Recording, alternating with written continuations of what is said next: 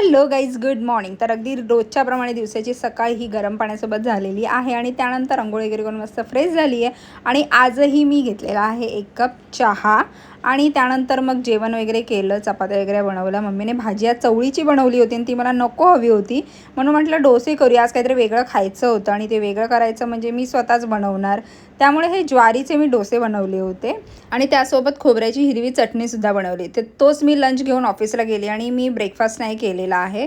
हे आहे तेच घेतले 4 डोसे आणि चटणी. पण त्यासोबतच मला सांबारसुद्धा हवं होतं, म्हणून मी बाहेरून हे असं पार्सल घेतलं डब्यामधूनच आणि हाच सगळा मी लंच केलेला आहे. ब्रेकफास्ट नाही केला आहे मी आज आणि लंच झाल्यानंतर भरपूर थोडं पोट भरलं होतं, म्हणून एक 5 ते 10 मिनिटांचा बाहेर वॉक केला. आणि आजही मला बाहेर जायचं होतं ते संध्याकाळी सुटल्यानंतर. फॅमिलीमध्येच 5वीला म्हणजे हे 5वीला ना आमच्या इथे चणे आणि शेंगदाणे असं उकडून आणि तसं घुगऱ्या म्हणतात त्याला, ते खाल्लं जातं.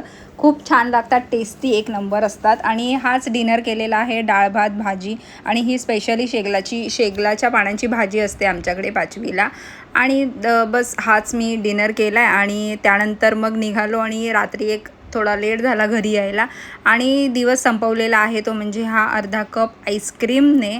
बस असा होता माझा आजचा दिवस. आपण भेटूया उद्या, तोपर्यंत बाय.